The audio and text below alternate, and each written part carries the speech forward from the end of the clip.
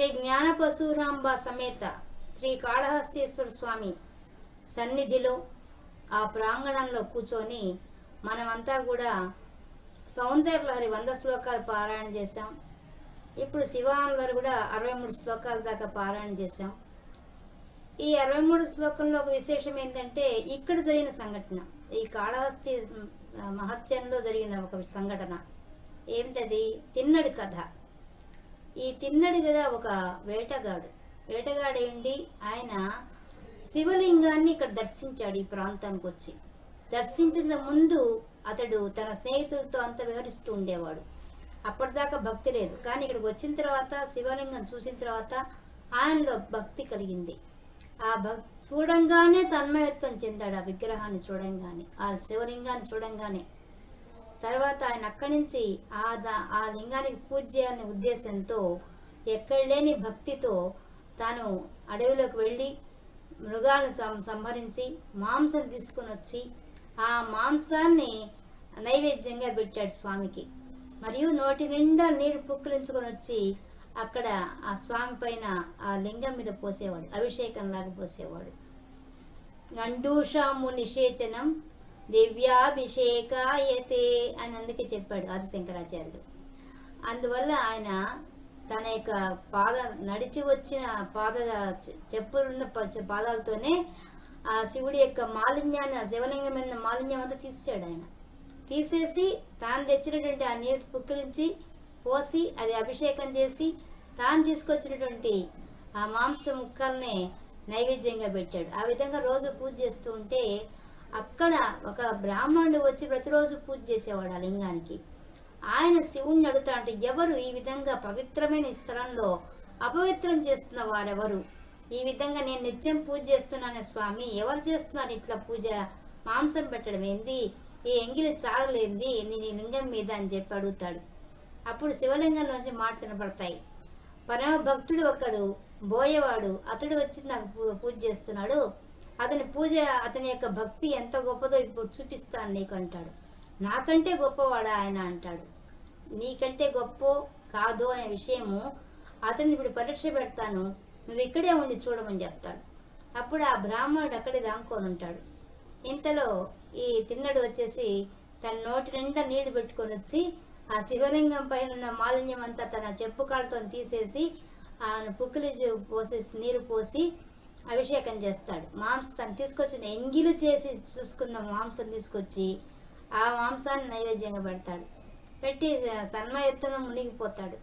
అప్పుడు శివుడు పరీక్షించడం కోసంగా ఆ లింగంలో ఉన్న ఒక కన్నులోంచి నీరు గారడం మొదలవుతుంది. అప్పుడు ఆయన చూస్తాడుతున్నాడు, అయ్యో నా స్వామికి ఏమైంది కంటికి అని చెప్పి బాధపడిపోయేసేసి ఆయన పరిగెత్తుకుంటూ అడవిలోకి వెళ్ళి ఆ ఆకులను తీసుకొచ్చి పసరు పిండి ఆ కన్ను పూస్తాడు, లింగానికి ఉండే కన్నుకు పూస్తాడు.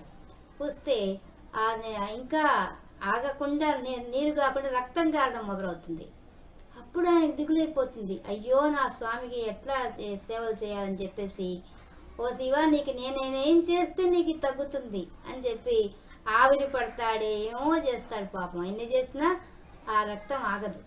అప్పుడు ఆయనకు దిగులు వస్తుంది. అప్పుడు అనుకుంటాడు, ప్రాణానికి ప్రాణం, రక్తానికి రక్తమే, కన్నుకు కన్నే అని చెప్పేసేసి వెంటనే ఆయన ఏం చేస్తాడు, నాకు అర్థమైందిలే నీకేం వైద్యం చేయాలో అని చెప్పేసి శివుడితో మాట్లాడుతూనే ఆయన తన కన్ను తీసి ఆ కన్ను ఎక్కడైతే రక్తం కారుతుందో ఆ కన్ను పెట్టేస్తాడు. పెట్టగానే టక్కన కన్నీరు ఆ రక్తం కారడం అయిపోతుంది. అప్పుడు మళ్ళీ శివుడు ఏం చేస్తాడంటే దాని లింగంలోనే ఇంకో కన్నుకు రక్తం కారడం మొదలు పెడతాడు. పెట్టించగానే ఇంకా అప్పుడు నాకు ఇప్పుడు వైద్యం తెలిసిందిలే, ఇంతకుముందులాగా కాదు అని చెప్పేసి ఇప్పుడు ఒక కన్నే ఉంది, ఇంకో కన్ను పీకితే అసలు ఏం కనిపించదు ఆయనకి. అందుకని ఏం చేస్తాడంటే ఆ తిన్నడు తన చెప్పు కాలుతోనే తీసుకొచ్చి ఆయన కన్ను మీద ఆధారంగా పెట్టేస్తాడు. పెట్టి అది ఆనవాలుగా పెట్టుకొని తన కన్ను పీకి ఆ ప్రాంతంలో మళ్ళీ పెడతాడు. ఆ రక్తం గారి కన్ను దగ్గర పెట్టంగానే శివుడు వెంటనే ప్రత్యక్షమైపోతాడు. ఏమంటే అంత భక్తి పారవస్యంలో తన కన్నుకు కన్నే అని చెప్పి ఇచ్చేసరికి ఆ తిన్నడికి మోక్షం ఇచ్చాడు. అలాగే ఆ బ్రాహ్మణుడు కూడా మోక్షం ఇచ్చాడు. బ్రాహ్మణుడు కూడా ఆశ్చర్యపోతాడు తిన్నడి యొక్క భక్తికి. ఈ విధంగా శివలింగానిలో ఆ రక్తం కారడం అనే సన్నివేశాన్ని సృష్టించి ఆ శివుడు తిన్నడికి మోక్షం ఇచ్చాడు. కళ్ళు అప్పగించాడు కాబట్టే ఆయన కన్నప్ప అనే పేరుతో శాశ్వతంగా నిలిచిపోయాడు. అందుకనే భక్తుడైనటి కన్నప్ప గుడి మాత్రం ఆ శివుని దేవాలయం కన్నా కొండ మీద ఉంటుంది. కింద కొండ కింద ముక్తి ప్రసాదించుడు శివుడు కింద ఉన్నాడు, పైనేమో ఆయన ఉన్నాడు. అంటే ఎంత దయ ఆ భగవంతుడికి తన భక్తుల మీద, అంత గొప్పది ఆ భక్తి. అది చెప్పడానికి మనకి ఈ శ్లోకం చెప్పారు. ఇంకా మనం ఈ శ్లోకం ఇంకా పాలన కొనసాగిస్తాము.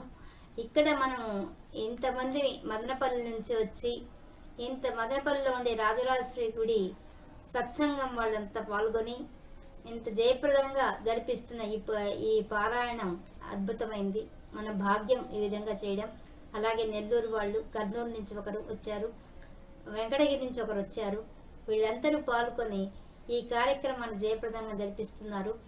భక్తి పారవస్యంలో ఆ శివానందరి సౌందర్యారి పారాయణ చేస్తున్న మీరందరికీ పేరు పేరున కృతజ్ఞతలు చెప్పుకుంటూ, మనం అందరం కూడా ఆ భగవంతుని కృతజ్ఞతలు చెప్పుకుంటూ కొనసాగిద్దాం.